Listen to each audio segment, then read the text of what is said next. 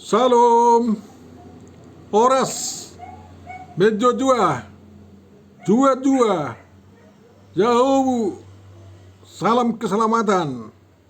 Kita bertemu kembali Bapak Ibu Saudara-saudariku dalam channel ini yang sekarang kita gunakan untuk menafsirkan apa yang menjadi epistel untuk tanggal 5 Oktober tahun 2025 menurut almanak gereja kita, yakni minggu ke-16 setelah Trinitas. Mudah-mudahan pertemuan kita diberkati oleh Tuhan, dan marilah kita saling memperdalam pemahaman kita dengan memberikan komentar yang bagus dalam kolom komentar di video ini. Untuk memulai perenungan kita, Bapak Ibu Saudara-saudariku yang terkasih, marilah kita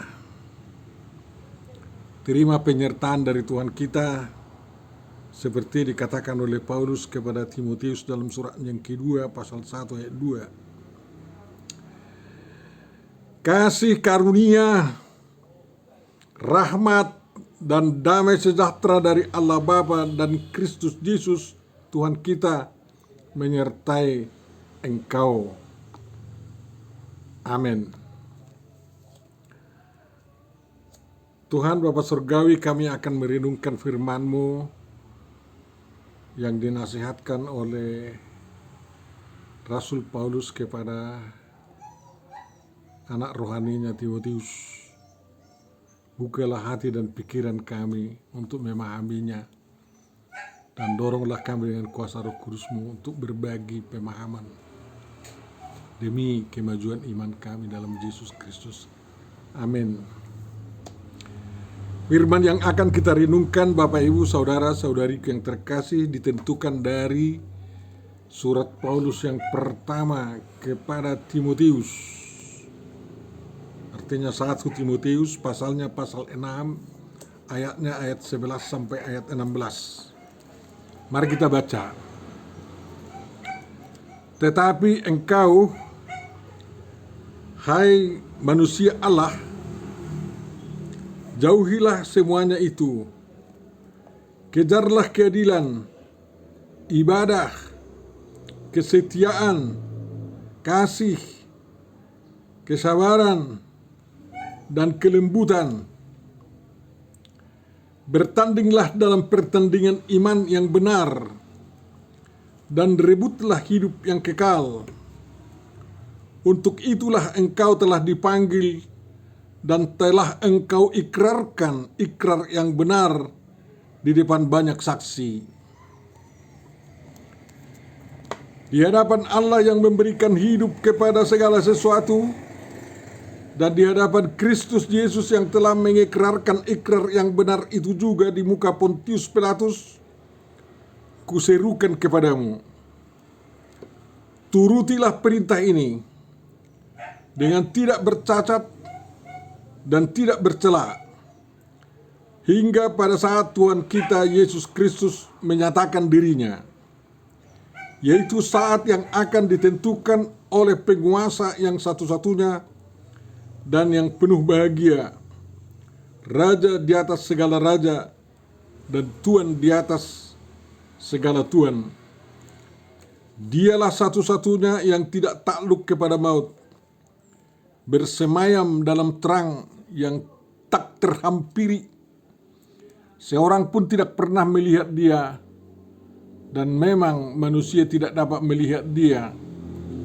Baginya lah hormat dan kuasa yang kekal. Amin. Demikian firman yang akan kita renungkan, dan tentu saja yang berbahagia adalah orang yang mendengar, memelihara, memahami, menghayati, mengamalkan dan melakukan perintah firman Tuhan dalam perbuatan-perbuatan baik. Amin. Tema yang diusulkan untuk kita adalah Tuhan Allah Maha Kudus dan Maha Tahu. Tuhan Allah Maha Kudus dan Maha Tahu. Bapak Ibu Saudaraku yang terkasih, Timotius itu merupakan teman seperjalanan dan teman sepergumulan Paulus dalam tugasnya dan tekadnya untuk memberitakan Injil Yesus Kristus. Dalam awal surat ini di 1 Timotius 1 ayat 2, Paulus mengatakan si Timotius itu adalah anakku yang sah di dalam iman. Anakku yang sah di dalam iman.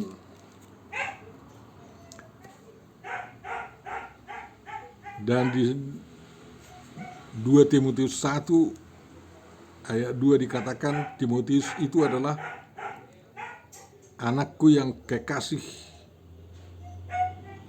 Anakku yang kekasih. Dalam surat-surat lain, Paulus selalu menyertakan salam dari Timotius kepada jemaat yang menerima suratnya. Dan pada kesempatan lain, Paulus juga mengutus Timotius untuk menggembalakan jemaat yang masih muda, yang baru berdiri di tempat-tempat yang sudah diinjili oleh Paulus sendiri. Jadi Paulus itu bukan bermain sendiri dalam tugas itu ya. Dia memiliki tim, rombongan yang untuk mendukung pekerjaan pekabaran Injil bekerja keras bersama Paulus. Itu merupakan hal yang perlu ditiru sampai zaman ini. Dalam tugas pemberitaan Injil, seorang pemberita tidak boleh dibiarkan, jangan dibiarkan main sendiri. Tetapi jadikanlah dirimu menjadi timnya. Maka jemaat sebagai umat Tuhan Yesus Kristus harus merupakan tim pemberita Injil, ya, yang saling topang menopang dan saling bisa memperbaiki perangai dan kelakuan serta kata-kata, tabiat dan peradaban, sehingga Injil dapat diterima oleh orang banyak, orang lain yang belum mengenal Yesus Kristus. Pada perikop kita, Paulus mengatakan siapa Timotius itu. Paulus menyebut Timotius itu sebagai manusia Allah, anthropos tuteu. Dalam bentuk seruan dikatakan anthrope teu atau anthrope tuteu, yang artinya adalah manusia milik Allah, milik Jehovah. Theos di sini bisa diterjemahkan dengan Jehovah, bukan hanya sekedar Allah. Dalam bahasa Latin dikatakan Homo Dei, bahasa Ibrani Isha Elohim, bahasa Batak Halak Nidewata. Timotius bukan manusia ilahi, ya. Jadi bukan yang memiliki unsur keilahian, tetapi manusia yang benar-benar dimiliki oleh Allah dan diberikan tugas untuk melakukan pekerjaan-pekerjaan yang disampaikan oleh gurunya Paulus, yang tentu saja melakukan tugas yang disampaikan oleh Yesus Kristus dalam rangka membangun kerajaan Allah di dunia ini, mendatangkan kerajaan surgawi di dunia ini, melanjutkan pekerjaan Tuhan Yesus, mendatangkan kerajaan surgawi di dunia ini. Ingat, kita orang Kristen yang Alkitabiah harus berjuang menyatakan, mewujudkan, menghadirkan kerajaan Allah di dunia ini. Bukan hanya berangan-angan bahwa kita nanti mewarisi kerajaan Allah di surga. Di sini, di tempat kita berada, harus kita tunjukkan, kita usahakan agar kerajaan Allah itu, kerajaan Tuhan Yesus Kristus itu nyata, yakni dengan kesediaan orang-orang, terutama pengikut Kristus, melakukan konsisten apa ajaran Tuhan Yesus Kristus. Manusia Allah adalah manusia yang terkhusus mengabdikan dirinya melayani Tuhan, melayani Jehovah Elohim dalam Yesus Kristus. Itulah homo dei. Tidak bisa homo homini lupus, homo dei itu. Tetapi homo manusia yang diakui oleh manusia sekitarnya sebagai panutan, sebagai yang pantas diikuti dan kata-katanya didengar. Kalau kata-kata kita tidak didengar oleh masyarakat, berarti mutu kita sebagai manusia Allah, manusia Tuhan, ya, masih kurang. Mutu kita sebagai anak-anak Tuhan masih kurang. Jadi di bawah kepribadian kita, diri kita sebagai pengikut Tuhan harus benar-benar nampak, dan orang akan berbahagia apabila sifat-sifat kita, perilaku kita, peradaban kita diikuti orang. Di bagian penutup suratnya ini, surat pertama ini, Paulus secara khusus menasihatkan kepada Timotius, ya, yang harus dia tunjukkan agar dia menjadi teladan yang luar biasa. Itu sebagai pengembangan tugas melaksanakan ajaran yang diajarkan oleh Paulus kepada Timotius. Dalam surat pertama ini diingatkan Timotius harus waspada terhadap ajaran-ajaran sesat dan bersyukur atas kasih karunia Tuhan.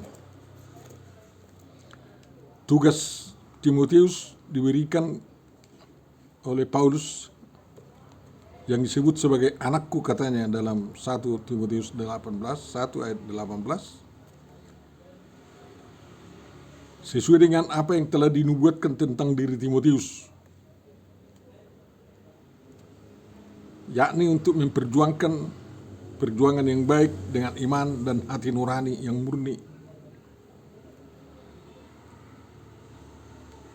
Itu tugas Paulus, tugas Timotius yang diaturkan oleh Paulus dalam 1 Timotius 1 ayat 18. Timotius harus tidak ikut-ikutan seperti orang-orang lain yang telah kandas imannya seperti Hymenaeus, Alexander, ya. Tapi Timotius harus berdiri tegak dan tegap untuk melaksanakan tugasnya. Untuk itu Timotius selalu didoakan oleh jemaat. Dan Timotius sudah menerima penjelasan dari Paulus tentang sikap orang laki-laki dan perempuan dalam ibadah di jemaat. Paulus mengaturkan agar Timotius memperhatikan menjalankan syarat-syarat menjadi penilik jemaat, syarat-syarat untuk diaken, dan jemaat harus menopang pekerjaan Timotius itu. Dan Timotius harus yakin akan topangan dua dan perbuatan jemaat.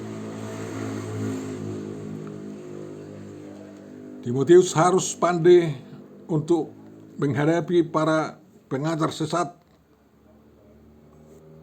karena sudah gentayangan orang-orang yang mengikuti roh penyesat dan ajaran setan-setan. Itu di pasal 4.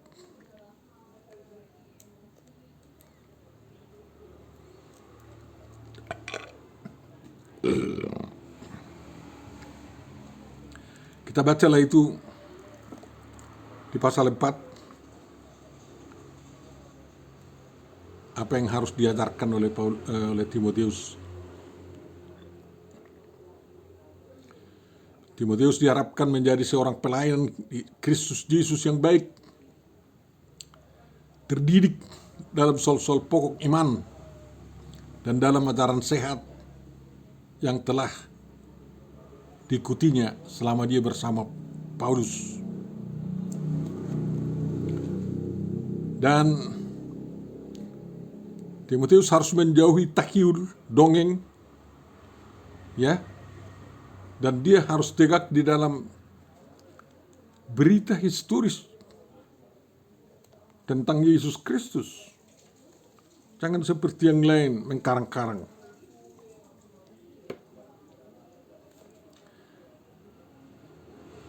Dia harus terus melatih badannya dalam ibadah yang berguna dalam segala hal.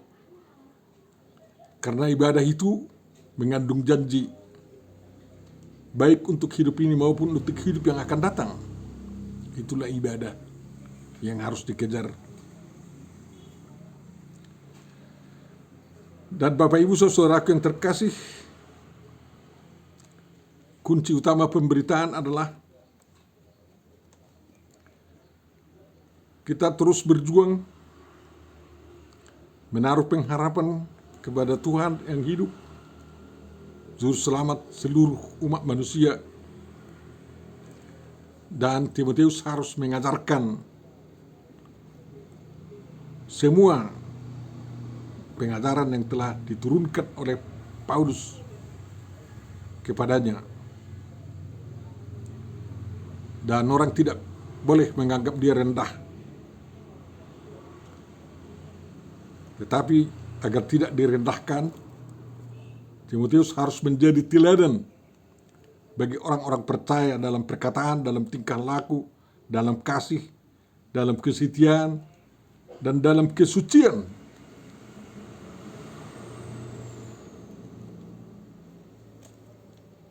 Itulah pesan Paulus sebelum kata-kata terakhirnya di dalam perikop renungan kita. Timotius juga tidak boleh lalai mempergunakan kasih karunia yang telah dikaruniakan Tuhan kepadanya.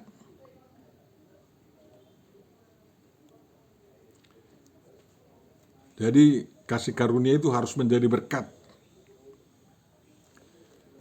Dan Timotius diwajibkan mengawasi dirinya, mengawasi ajarannya. Jadi tidak boleh sembrono.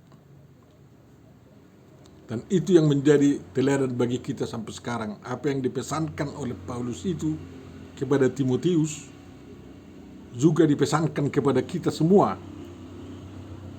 yang terhitung sebagai anak-anak Tuhan atau sebagai homodei, sebagai Isha Elohim, sebagai halak nidewata, dan sebagai manusia Tuhan.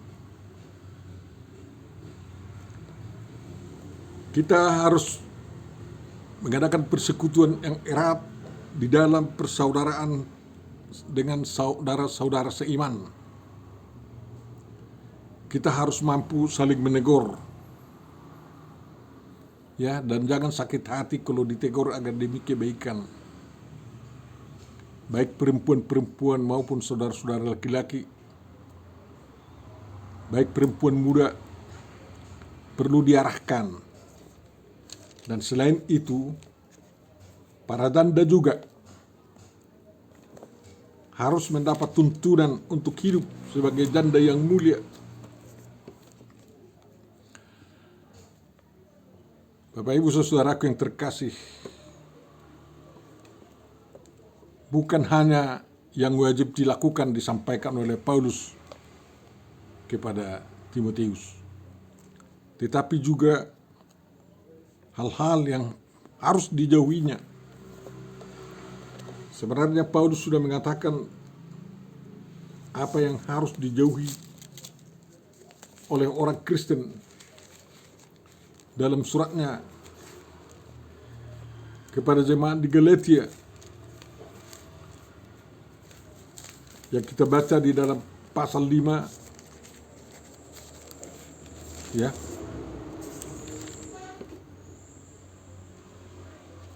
Harus dijauhi hidup menurut daging. Apa itu hidup menurut daging? Yaitu percabulan, kecemaran, hawa nafsu, penyembahan berhala, sihir, perseteruan, perselisihan, iri hati, amarah, kepentingan diri sendiri, percideraan, roh pemecah, kedengkian, kemabukan, pesta pora, dan selanjutnya cinta akan uang. Jadi dari surat Galatia itu sudah kita tahu apa yang harus dihindari, dan pasti Timotius juga mendapat ajaran tentang hal itu. Ya. Cinta uang sebagai akar dari segala dosa harus benar-benar diputus dari diri manusia Allah. Kita tidak boleh dirajai oleh uang, tetapi kita yang harus merajai uang itu agar uang menjadi berkat dan bukan menjadi tuan bagi kita. Karena apa? Mammon itu bisa menyesatkan kalau kita gila-gilaan terhadap mammon itu. Dan kalau kita yang mengikuti mammon, nanti kita enggak sungguh-sungguh mengikuti Tuhan. Apalagi kalau kita sempat mempertuhankan mammon, itulah yang paling bahaya terhadap pekerja Tuhan. Ya. Paulus mengatakan beberapa hal yang harus dikejar oleh Timotius. Dalam surat Galatia itu pasal 5 ayat 22 sudah kita tahu apa yang harus dikejar oleh semua jemaat Kristus. Termasuk Timotius di situ, yakni kasih, sukacita, damai sejahtera, kesabaran, kemurahan, kebaikan, kesetiaan, kelemah lembutan, penguasaan diri. Dan beberapa dari situ diulangi oleh Paulus lagi di sini. Kejarlah keadilan, ibadah, kesetiaan, kasih, kesabaran, kelemah lembutan. Kelemah lembutan menjadi alat yang paling ampuh untuk dapat menguasai dunia, kan? Menaklukkan segala orang yang berangai pecinta kekerasan. Mengejar itu harus bergerak, tidak boleh berlambat-lambat. Keadilan adalah dikaiosune, yang dalam arti harfiahnya adalah kebenaran. Jadi kebenaran yang terwujud dalam kehidupan sehari-hari itulah keadilan. Kalau kebenaran hanya di mulut saja, tidak adil itu. tetapi kebenaran yang dipraktikkanlah sehingga adil. Ibadah dalam bahasa Ibrani abuda, ya, yang dikatakan dalam bahasa Yunani di sini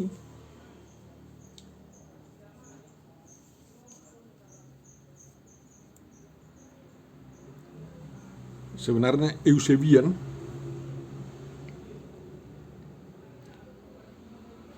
yang dikatakan di sini adalah kesalehan. Memang bahasa Ibraninya abuda, dari kata ebed itu dibentuk abuda. Ebed abdi, ya. Dari kata itulah kalau ada menjadi ebed Jehovah, bahasa Arabnya Abdullah, kan kayak gitu. Sebenarnya abuda adalah bekerja untuk Tuhan, untuk kemanusiaan, dan untuk diri sendiri. Itu ibadah. Jadi ibadah tidak boleh kosong.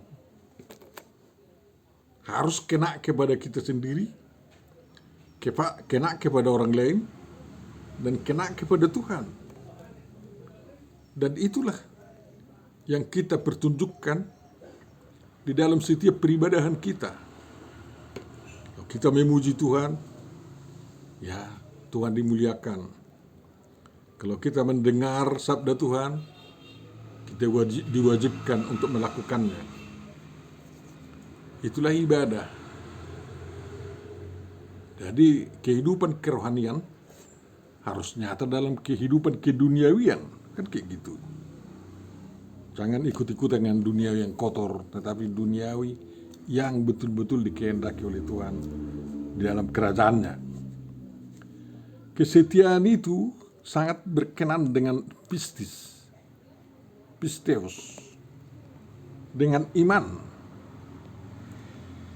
Tak ada kesetiaan kalau tidak ada prinsip yang diikuti.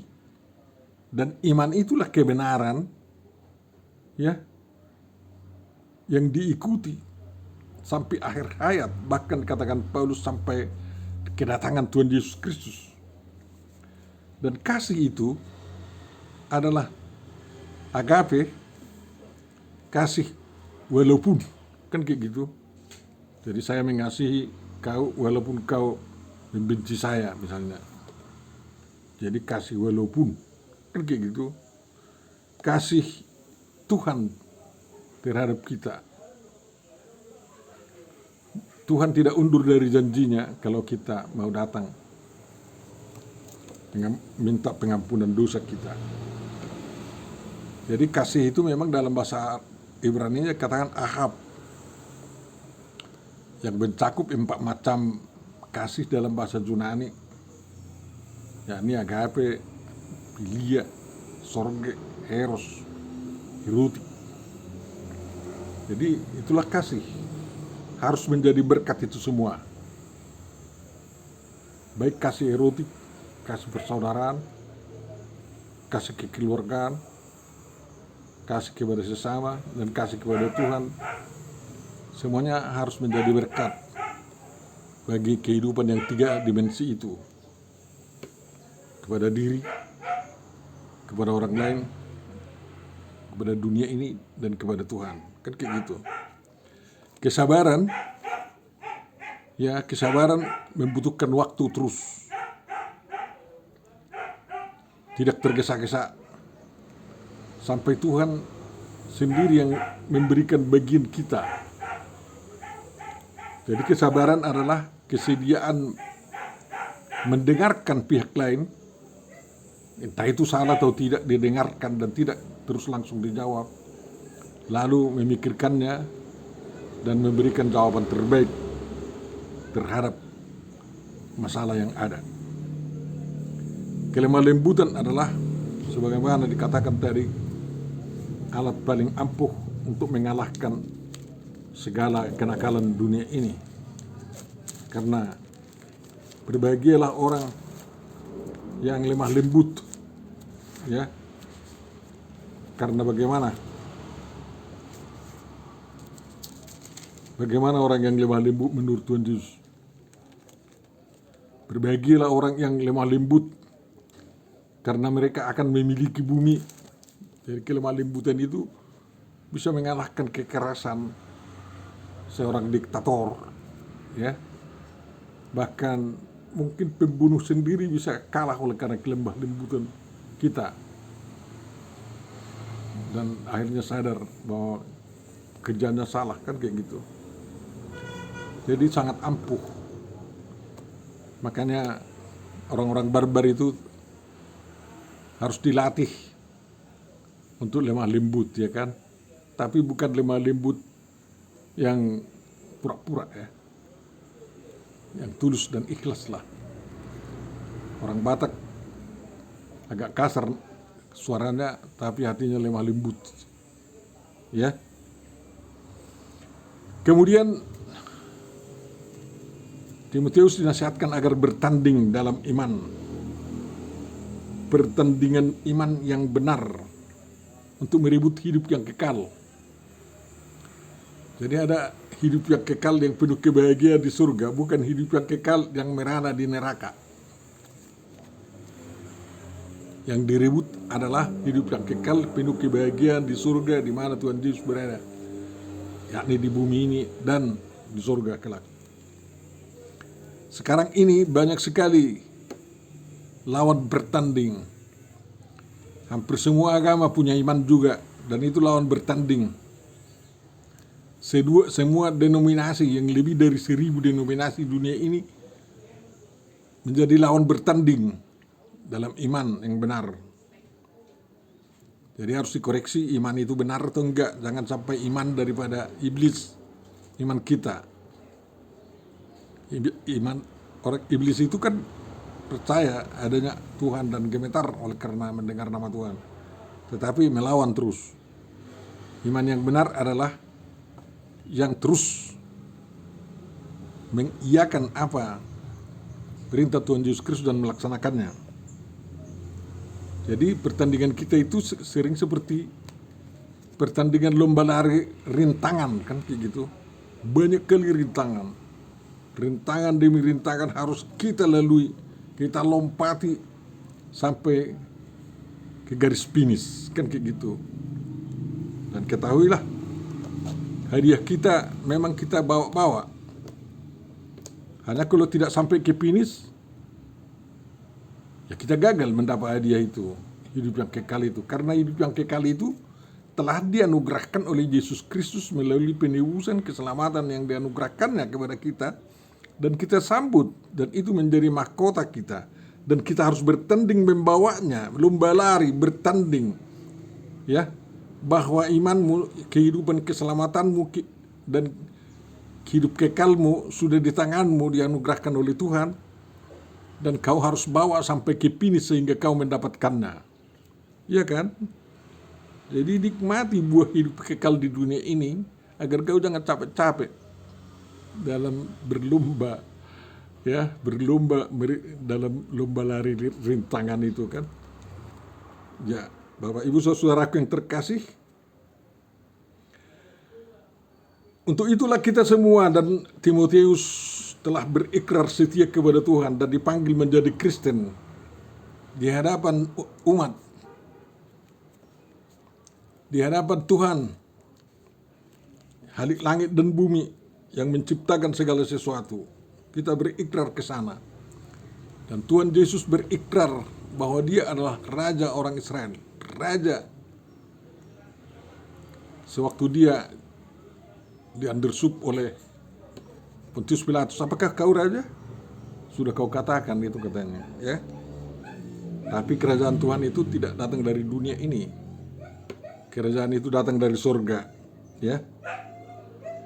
Kita wajib menuruti apa yang diperintahkan, diharapkan oleh Paulus itu, karena kita akan berbahagia dengan melakukannya tanpa cacat, tidak bercela. Perjuangan kita sampai kedatangan Tuhan Yesus kedua kali, atau sampai kita masuk surga setelah mengakhiri dari dunia ini, itulah akhir daripada perjuangan kita. Tuhan Allah Bapa telah menetapkannya demikian. Dialah penguasa yang satu-satunya dan yang penuh bahagia dan menganugerahkan kebahagiaan kepada kita. Tuhan Allah Bapa itu adalah Raja segala raja dan Tuhan dari segala Tuhan. Dialah satu-satunya yang tidak takluk kepada maut, bersemayam dalam terang dan tak terhampiri. Seorang pun tidak bisa melihat Allah Bapa kecuali melihat Tuhan Yesus Kristus. Ya, tapi kita ketahuilah, banyak yang mempersoalkan bahwa Tuhan Yesus Kristus itu bukanlah yang dikatakan di dalam 1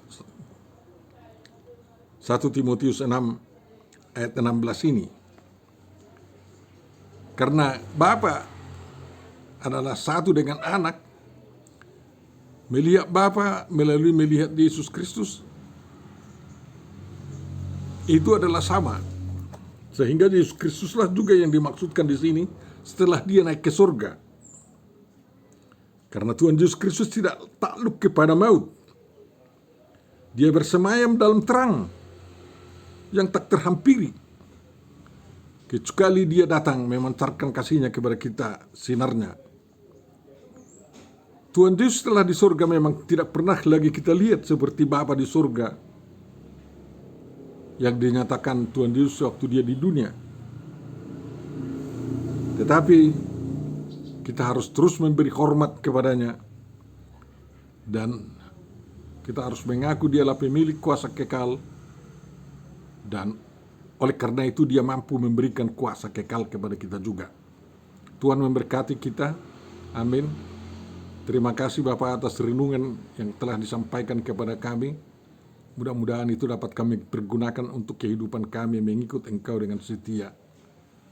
Sebagai hamba-Mu, sebagai manusia-Mu yang Kau suruh untuk mengabdi kepada-Mu, mengabdi yang terbaik di tengah manusia. Dalam Yesus Kristus, sempurnakan doa kami. Kabulkanlah itu. Amin.